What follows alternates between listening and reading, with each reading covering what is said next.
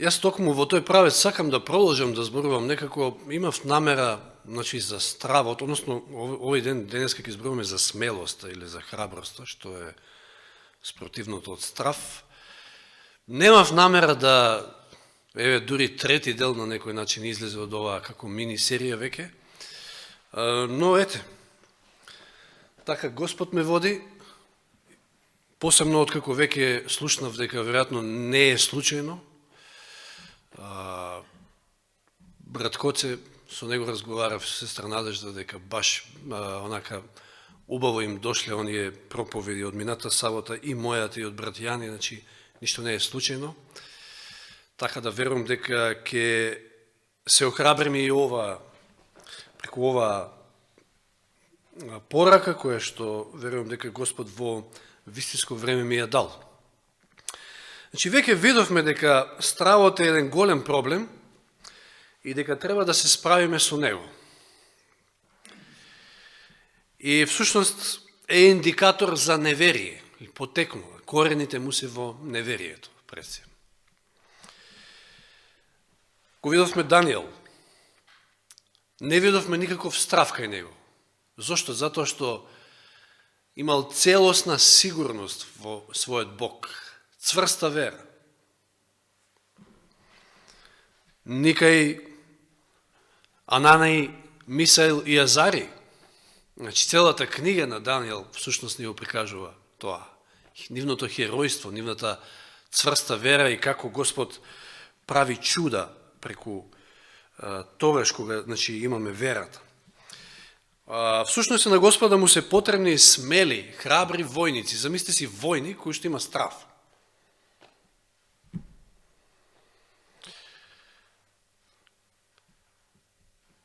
Ако стравот е индикатор за неверие, тоа е смелоста или храброста е индикатор за вера, која што некој нели ја поседува, која што толку многу ни е потребна и ќе ни биде потребна посебно во времето кое што надоаѓа. Послушайте ги само овие зборови од сестра Елен Вајт од Петото сведоштво. Пета книга на сведоштво до црквата, страна 136 оригинал. Видите што вели овде. Бидејќи беззаконијата ќе се умножат, кај мнозина љубовта ќе олади. Цитиран стих од Матеј 24:12, што е факт дека живееме во такво време. Дури и воздухот е осквернет со греот, вели таа.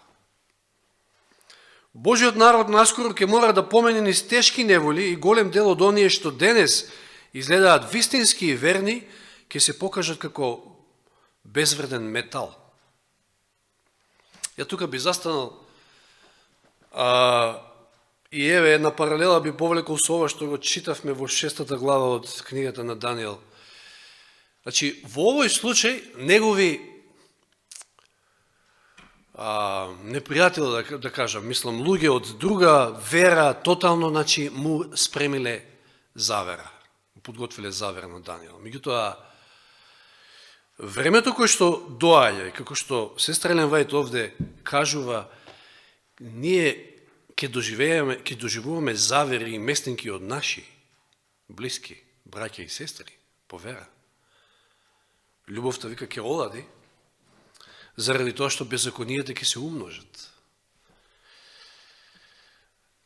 Да не ве подсетувам на еден цитат, каде што Елен Вајт јасно видела во визија, па тоа го пренесува потоа со своето перо, како видела цела една процесија, значи, гледајќи во иднината, каде што напред дали видела некои католички свештеници или било што, меѓутоа напред пред нив ги води некој неизин брат, кој што покажал точно дали сега тоа кон неизина куќа или кон куќа на некој друг брат, не знам, ево таа куќа, таму. Значи, тоа го видела во визија. Тоа, мислам, не е тешко да се предпостави дека може да се случи. Еве, самиот цитат овој кој што го читаме, вели, Божиот народ, значи, наскоро ќе помине низ тешки неволи, голем дел од оние што денес изгледаат вистински и верни ќе се покажат како безвреден метал. Зошто ќе попуштат таквите? Вели, наместо да станат посилни и поодлучни заради противењата, заканите и злоставувањата, тие кукавички ќе преминат на страната на противникот. Страв. Не се подпираат на Бога. Немаат вера и ќе попуштат.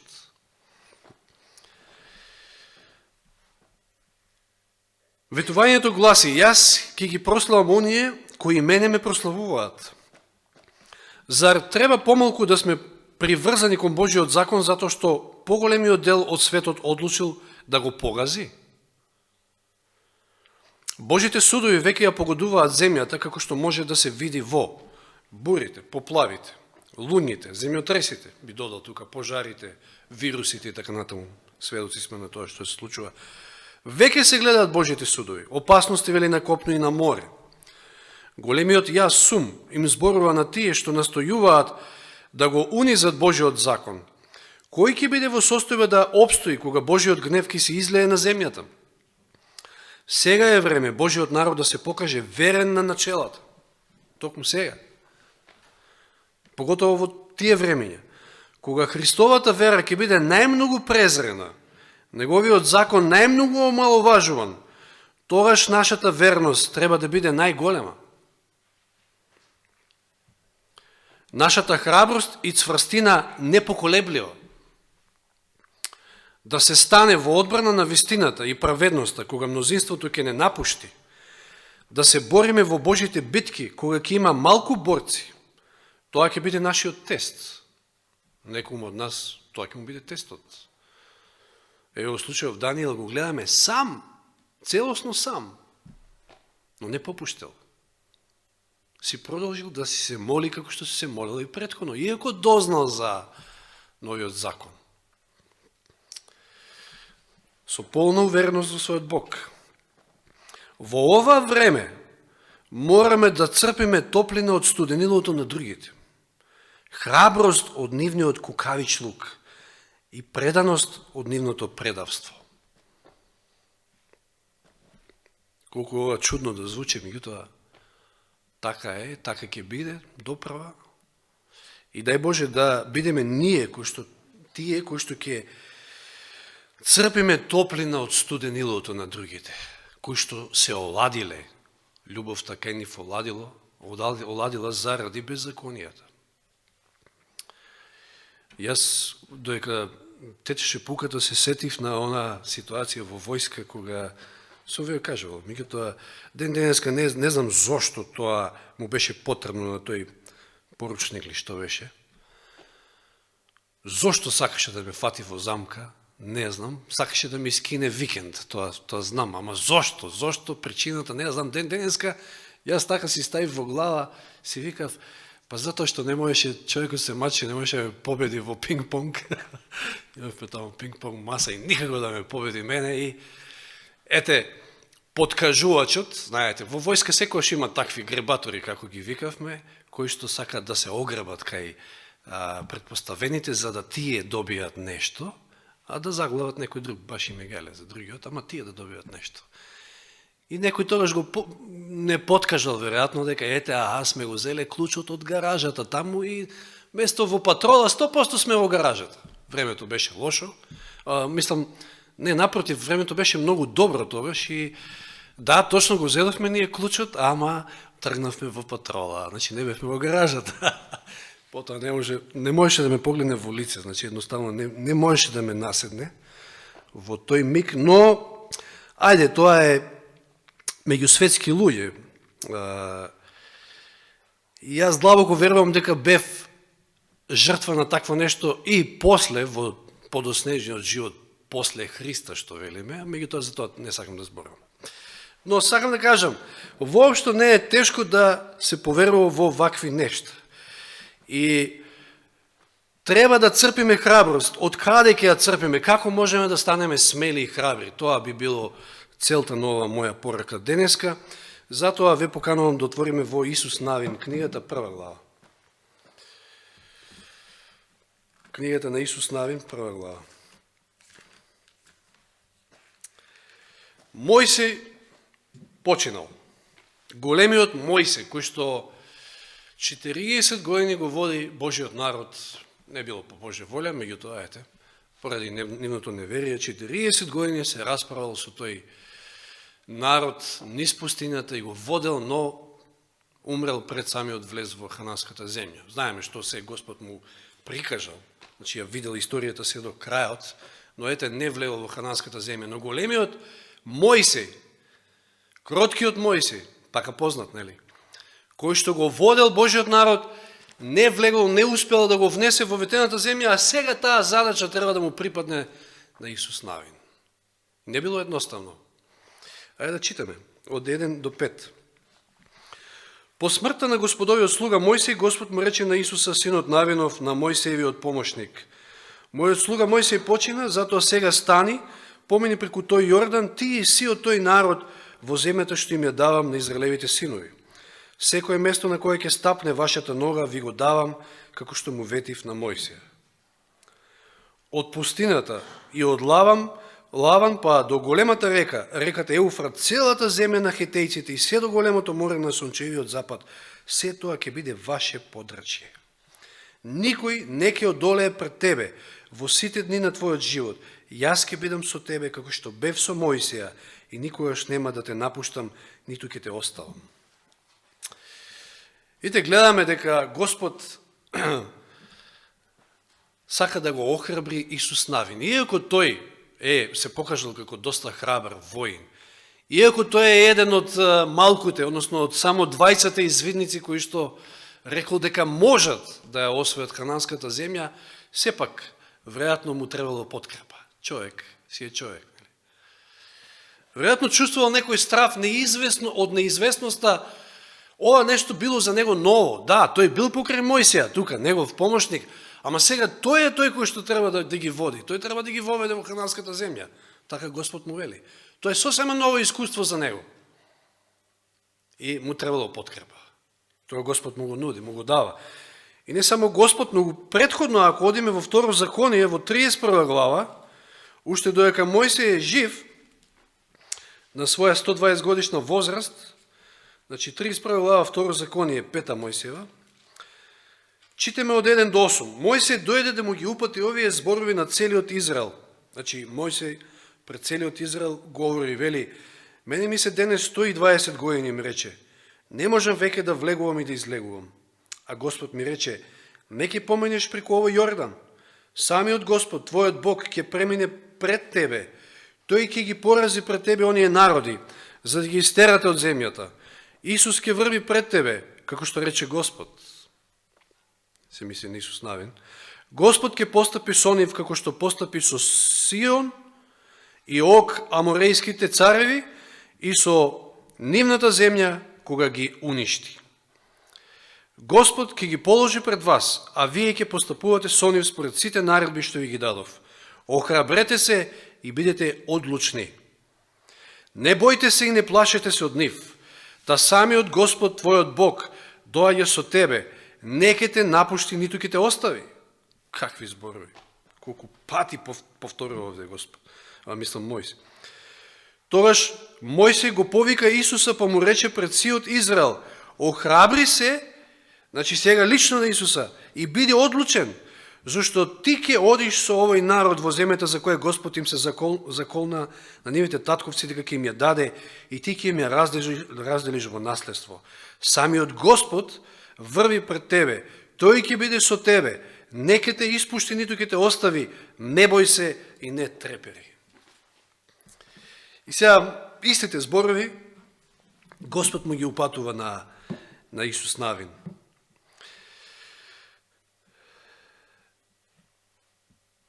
Значи не било едноставно, како што кажав, за него ново искуство, сосема ново искуство. Тој треба да го воведе Божиот народ во хананската земја, нешто што не му успело и на Мојсей, на големиот Мојсей. Огромна одговорност. И ајде сега да видиме, отпочнувајќи од 6 стих, што е тоа што може да не направи да бидеме храбри и смели. Биди одлучен и храбар. Така почнува 6 стих. Зашто ти ќе го воведеш овој народ за да ја прими во наследство земјата за која им се заколна нивните татковци дека ќе им ја дадам. Што гледаме овде? Кој знае колку пати? И во 5 Мојсеја читавме, и овде од почетокот на Исус Навин 1 глава, Господ повторно и повторно, земјата што Господ ќе ви ја даде, земјата што Господ ви ја вети на вашите татковци. Што е првото што го гледаме, што треба да не направи, да ни влее храброст? Тоа нешто го спомнавме минатиот пат. Божите ветувања. Таа ветена земја, џабе не е ветена, се вика ветена. Затоа што е ветена, Господ ја ветил. Подпирање на тие Божи ветувања, тука доаѓа верата, храброста. Ако отвориме во 21 глава од Исус Навин, видите што читаме, 21 глава од Исус Навин. Ќе се вратиме во првата глава, но одиме во 21 глава и читаме од 43 до 45 стих. Видите какви зборови. Што треба да ни влеат надеж, храброст, сигурност. 43 до 45, Исус Навин 21.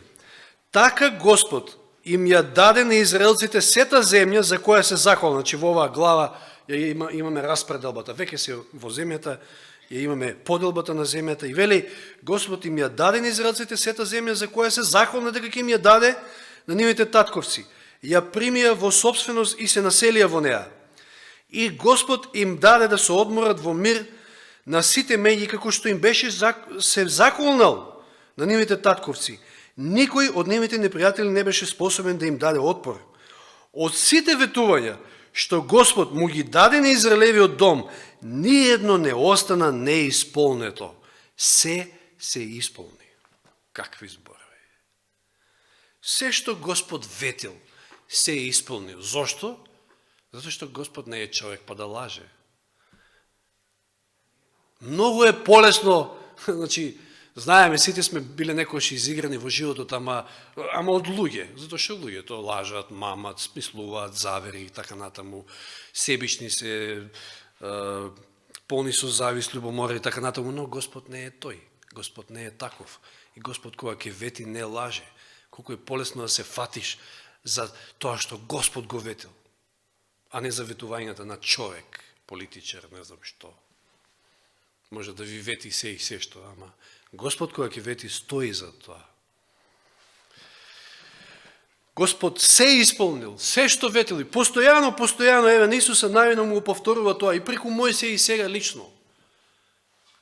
Се заколнал Господ, Господ ќе ви ја даде таа земја.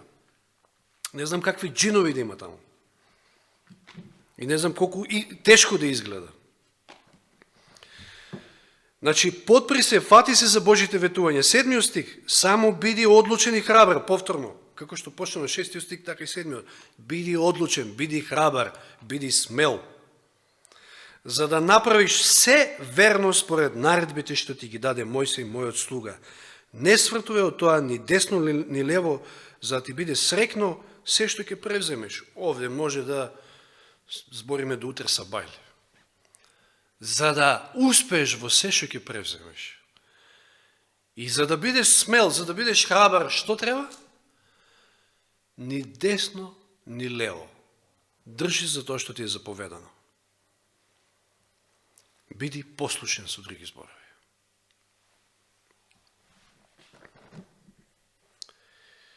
Цела една глава, тамо во Втора Законие, 28 глава, имате благослови за послушност и, што вика брат Гоци од Свети Николе, благословите се толку, а потоа проклетствата за непослушност се 3 пати повише. Овде доаѓаме до еден битен момент. Ако не сме помирени со Бога, односно ако негуваме некој греф и не сме се покајале, нема да имаме ниту мир, ниту ќе можеме да имаме смелост, храброст. Напротив, ќе се плашиме, ќе бидеме вознемирени. Мачи совест. Што вели во 1 Јованово 3 глава стихот? 2 стиха. 1 Јованово 3.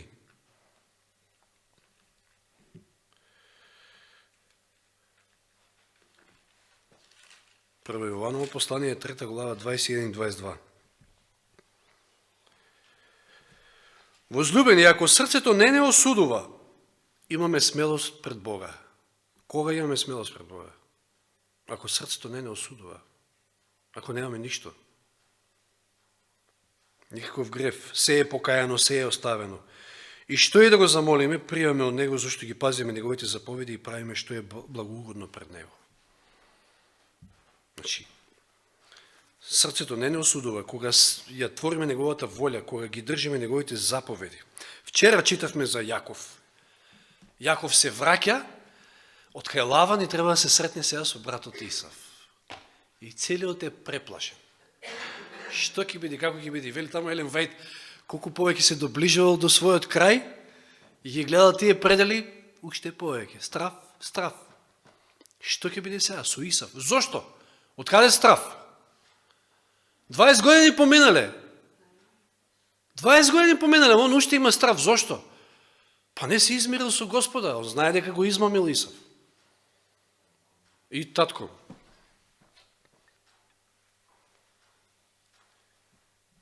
И совеста не му била чиста. Да отвориме, еве, кога сме во овој случај, Битие 32 глава. 1 Мојсиева 32.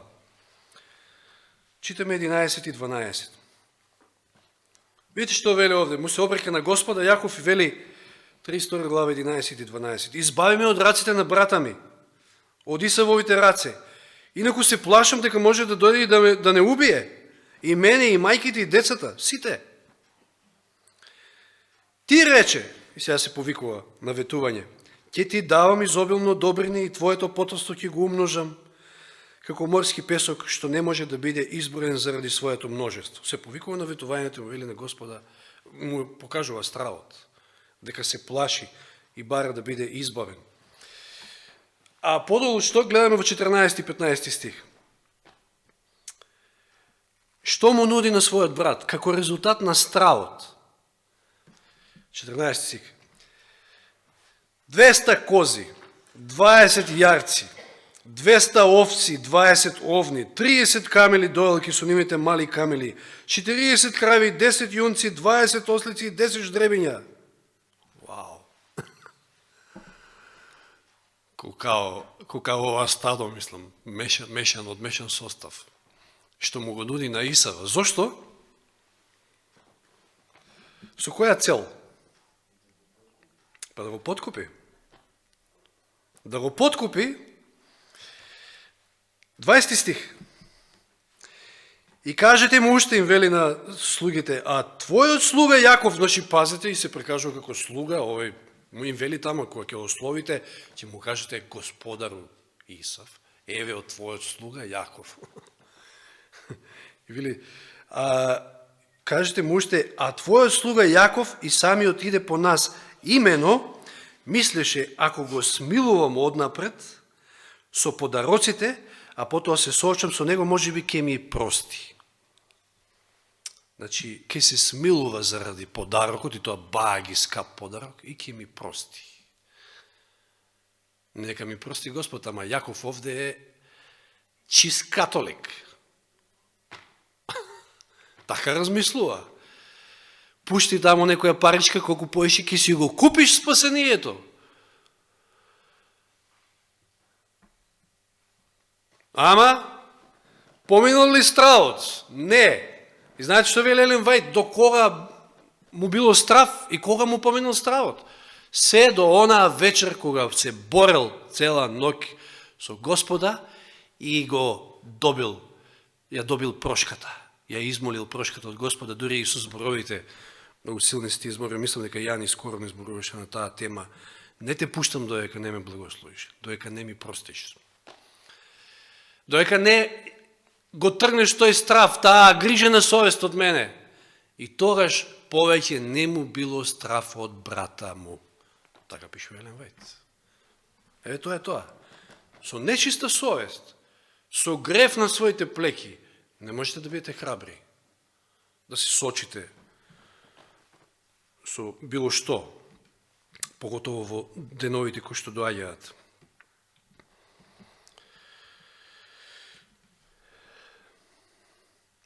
Значи, со прошката и израмнувањето на неговиот однос со Бога, стравот исчезнал. Кога сме му послушни на Бога и кога ја твориме неговата волја, кога правиме онака како што тој кажал, ние имаме смелост. Повторно Данијел ќе го спомнам. Зошто не му било страв да клекне и да се моли и така, и покрај тоа што знаел за наредбата. Околностите биле сменети, можело да заврши со смрт, значи неговиот живот, заради тоа, меѓутоа и покрај тоа бил храбар и останал доследен на своето верување, затоа што бил чист, па самите видовме, значи не можеле ништо да му најдат. И пазите сега, кога спомнав завери, местинки и такви работи, можете да бидете и најчист, и најправеден, ама ако се појави завист кај некого, ако сака некој да ве напакости, ќе спрема некоја завера и може да ве прикаже. Ова е едно наравучение, тоа може би требаше да се искоментира, сега ми дојде во мислите. Значи, треба да бидеме внимателни кога ќе слушнеме за некого нешто. Треба да бидеме внимателни, затоа што некој од завист, може би, го прикажал така. Човекот може да биде апсолутно чист, како Даниел. Апсолутно чист, ама од завист и љубомора некој друг може да направи 300 бели. Значи, треба да бидеме внимателни, значи, кога слушаме било што. Поготово во времето кое што доаѓа, како што кажавме, се повеќе ќе се стега обрачот и од вакви или од такви причини луѓе за да полесно поминат, за да поминат по онаа патека на помал отпор, може ќе го издадат својот брат и ќе го наклеветат и вака и така. Се може да се случи. Но, ако ние сме на Божја страна, ако ние твориме неговата волја, ако сме во перфектен однос со Господа, не би требало да имаме страв, затоа што знаеме дека Господ го води нашиот живот и Господ ја има и целосната контрола. За разлика од Даниел, во 5 глава, минатиот пат коментиравме, зошто на Валтазар му се треселе нозете, дури вика таму, му удирале колената едно во друго. Па знаел, уште кога ги видел буквите, иако не знаел што е тоа, ама совеста работи, што правел? Дрско, значи му се спротиставил на Бога, дури и тие садови ги осквернил, златните садови од светилиштето.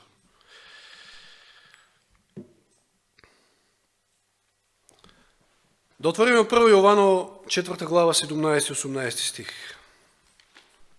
Се задржувам повеќе на овој дел, затоа што е битен.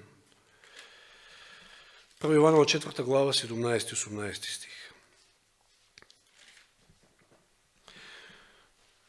Љубовта во нас дојде до совршенство во тоа ние да имаме смелост во судниот ден, зашто каков е тој, такви сме и ние во светов. Како би можеле да имаме смелост на судниот ден? Храброст, да не ни е страв од самиот суд, од судниот ден. Во љубовта нема страв, туку совршената љубов го изгонува стравот, зашто стравот вовлекува казна, а кој се бои не дошол до совршенство во љубовта. Каква казна? Зашто казна? И па ако си виновен за нешто, ќе имаш страв од казната, а ако не си, ако си во таа совршена љубов, стравот бега. А која е таа совршена љубов? Ако го држиш Божиот закон, ако си начисто, ако твојот однос е чист со Господа, тоа е таа совршена љубов која што го изгонува стравот. Тоа ќе имате смелост. Еве, да прочитаме уште неколку стихови во 5 Мојсиева, 2 Законие, 6 глава. Познати се овие стихови, да се подсетиме. 6 глава, 2 Законие, 1 и 2 стих. Ова се заповедите, законите и одредбите за кои Господ вашиот Бог ми заповеда да ве поучам во нив, за да ги вршите во земјата во која што одите да ја земете во собственост. За да се боиш во текот на целиот свој живот од Господа, од својот Бог, ти, твојот син и синот на твојот син, вршики ги сите негови закони и сите негови заповеди, што ти ги заповедам, што ти ги повелам, па да имаш долг живот. Ако се боиш од Господа, овие стихови ни велат дека ќе ги држиш Божите заповеди. Така вели, нели, меѓу последните стихови во проповедник Соломон. Бој се од Бога и држи неговите заповеди. Тоа е се за човекот. На многу места во Библијата, кога вели бој се од Бога, тоа е непосредно поврзано со послушноста, со држање на Божиот закон. Овде го гледаме и ова, истото. Во 10 глава Второзаконие имаме исто тука 12 и 13 стих. И така, Израеле, што бара Господ твојот Бог од тебе? Само тоа, да се боиш од Господа својот Бог, да одиш по сите негови патишта, да го љубиш и да му служиш на Господа својот Бог со сето своје срце и со сета своја душа, да ги пазиш заповедите, Господовите заповеди, неговите закони, што ти ги давам денес за твое добро. Повторно истата идеја. Значи, храброста, за која зборуваме, смелоста, не значи отсуство на страв, туку страв во вистинска насока, односно страв, односно стравопочит од Господа. Ако имате стравопочит кон Господа, ако се боите од Господа, тоа ќе бидете храбри и смели и нема да се плашите од ништо друго. Или обратно. Ако немате страв од Господа, а тоа значи нема да ја творите неговата воља, тогаш ќе имате и грижа на совест и ќе се плашите под притисок на луѓето, на властите утре и така натаму и може лесно да преминете во другиот табор, како што вели цитато што прочитавме, од кукавичлук, вели таму. И да се вратиме сега во книгата на Исус Навин, 1 глава. Што видовме до сега? Значи, храброст, за да бидеме храбри и смели, да се подсетиме на Божите ветувања, да се фатиме за Божите ветувања. Бог не е човек да лаже, што ветил, тоа ќе исполни. Второ, да бидеме начисто со Господа, да му бидеме послушни. Од таму доаѓа одлучноста и храброст. И во 8 стих гледаме нешто друго. Книжниот свиток на законот нека биде во твојата уста. Размислувај за него дење и ноќе, за да пазиш верно се што е напишено во него. Само тогаш ќе бидеш среќен и ќе успееш во потфатите. На некој начин повторување, но и проширување. Повторно послушност, но и книжниот свиток на законот. Се мисли на Тората до тогаш. Денеска би рекле Библијата треба да биде во нашиот ум, да размислуваме дење и ноќе. Божјото Слово, на кое што, знам, често пати брат Зоран повикува, да се дружиме повеќе со него, да наоѓаме време повеќе, да читаме, да медитираме, како што вели овде, медитирање под неводници, знаеме на што мислиме овде, зашто што вели да размислуваш за него дење и ноќе. На што ве подсеќа ова? Нели ве подсеќа на стихови во првиот псалм? Но на дрво, односно на праведникот, дрвото кое што е засадено покрај водени извори, кое што носи плод, секогаш е зелено, секогаш кое што тоа е праведникот кој што размислува за законот, размислува за Божјето Слово, за оно што го кажал Бог и дење и ноќе. Тоа значи акцент да се стави на Божјето Слово и на оно што Господ го порачува преку него. Да истиснеме се друго што може да ни влее страв. Слушаме вести денеска, читаме, денеска барем и на телефони, било каде со нас можеме да прочитаме разноразни работи. Еве вирус, еве не знам што, утре неделен закон, кој знае како ќе се чуе, како сето тоа ќе одекне. Воопшто тоа не треба да биде во прв план. Божјето Слово, Бог на прво место. Од таму ќе црпиме храброст и смелост.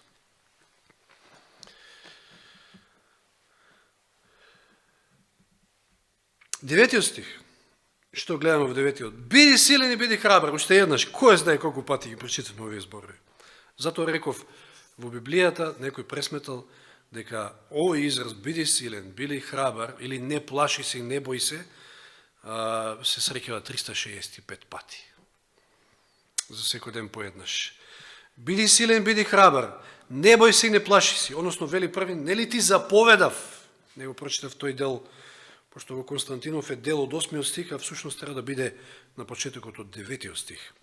Нели ти заповедав, биди силен и биди храбар, не бој се и не плаши се, зашто каде и да тргнеш со тебе и Господ е Господ твојот Бог. Што гледаме овде? Четврта работа. Фати се за Божите ветувања, послушност, Словото, Божјето присуство. Свесност дека Господ е со нас.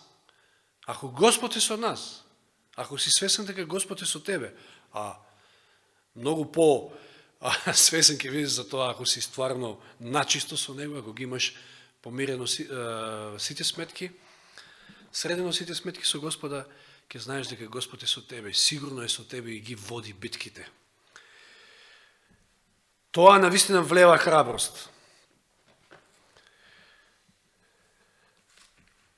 Па тоа сакал Господ да го постигне и со... Само момент.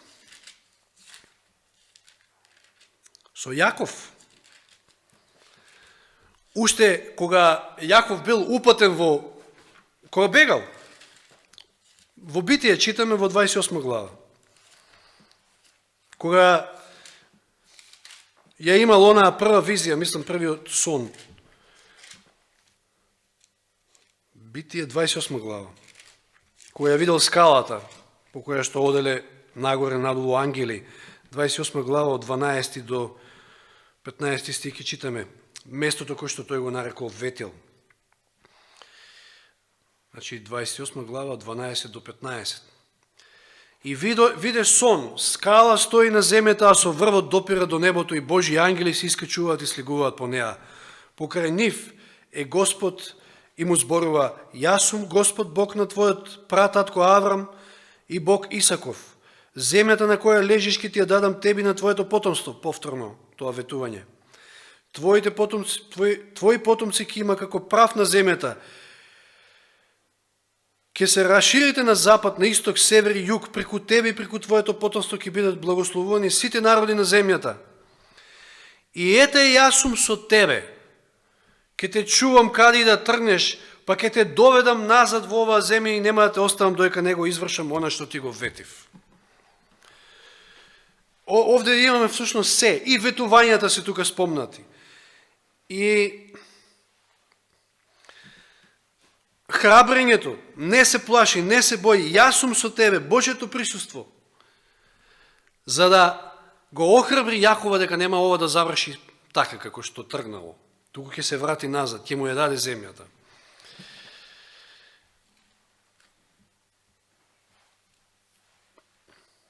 Дори и самиот стих со кој што ја започнавме оваа серија, ако се сеќавате, Исаија 41:10, го содржи ова за кој што зборуваме, четвртата работа кој што може да не направи храбри. Божјето присуство, дека Бог, свесноста дека Бог е со нас.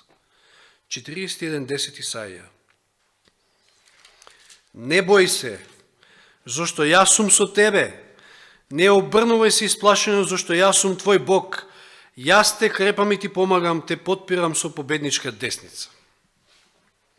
Какви зборови? Ова се стикови на кои што често пати треба да се навраќаме. И кога човек ќе се навикне на Божјето присуство, ќе му биде шубе, кога Господ ќе рече, може би некојаш, како, знаете што му рекол на Мојсија во една прилика: Господ, ја нема да тргнам со вас, значи вие сте тврдоглави, не може да се расправам веќе со вас, не тргам со вас, не одам. Што вели Мојсија? Во Излез 33 глава, 2 Мојсиева 33, со овие стихови некако и ќе превршиме. Излез 33, 14 и 15.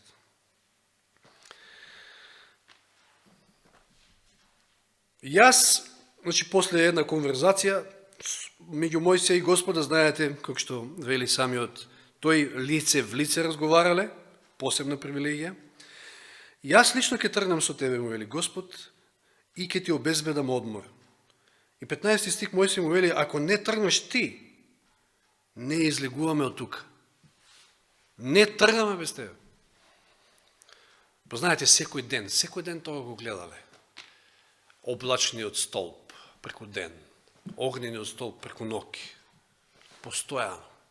Бог е со нив, Бог ги води. И се одеднаш, не одам јас со вас веќе. Господе, ако ти не одиш, видите, веќе се навикнал Мојсија, без Господа не тргам никаде. И ако Господ е со мене, ако имаме на таква навика, ако не тргам никаде без Господа, тоаш што и да сретнам, еден лав, два лава, не знам, по кровови да ме бркаат таму, лавови како во сонот на брат Зоран, нема да се уплаши моето срце. Затоа што имам страф од Господа. Нема да ме уплаши ништо друго. Видовме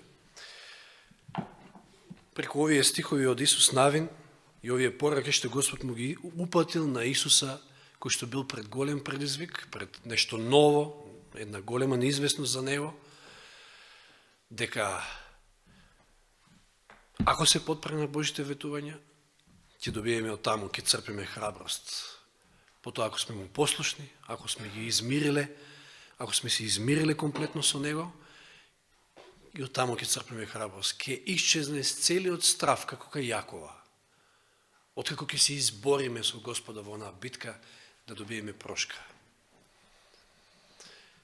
И ако медитираме, ако се дружиме постојано со Божјето Слово, исто така од таму ќе црпиме храброст и смелост. И на крајот свесноста дека Господ е со нас. Нека Господ биде со нас и нека биде и понатаму во нашиот живот. Амин. Господи Боже наш, Ти благодариме за Твоето Слово, за ваквите охрабрителни зборови. Ти кој што си наш Бог, Ти кој што го даде и својот Син да умре за нас грешните, за да обезбеди избавување за секој од нас, што ли друго нема да дадеш, за да успееме, за да бидеме во спасените. Навистина живееме во време кога луѓето умираат од страф од она што иде. Се е веќе неизвестно, никој за ништо не може да се фати и можеби тоа е едно од начините, Господи, еден од начините како делуваш врз луѓето таму надвор, оние кои што се уште не те запознале, да те побараат и да се потпрат само на Тебе, затоа што само така ќе можат да поминат ни сите овие бури и предизвици кои што стојат пред нас. Посебно ние како Твој народ, Господи, сме како зеница во Твоите очи и навистина не чуваш и пазиш и да имаме целосна сигурност дека си со нас и дека можеш да не изведеш ни секакви маки и проблеми кои што можат да најдодат во нашиот живот. Ти си тука, Ти не храбриш како што си го храбрил и Исуса Навина, и Мојсија, и Јакова, и Аврама, и мнозина други великани на верата кои што станале такви, затоа што Ти си бил тука да ги охрабриш, да ги насочиш на Твоите ветувања, да им кажеш каде да се фатат и зашто да се фатат. Не за своите слабости, туку за Твојата сила.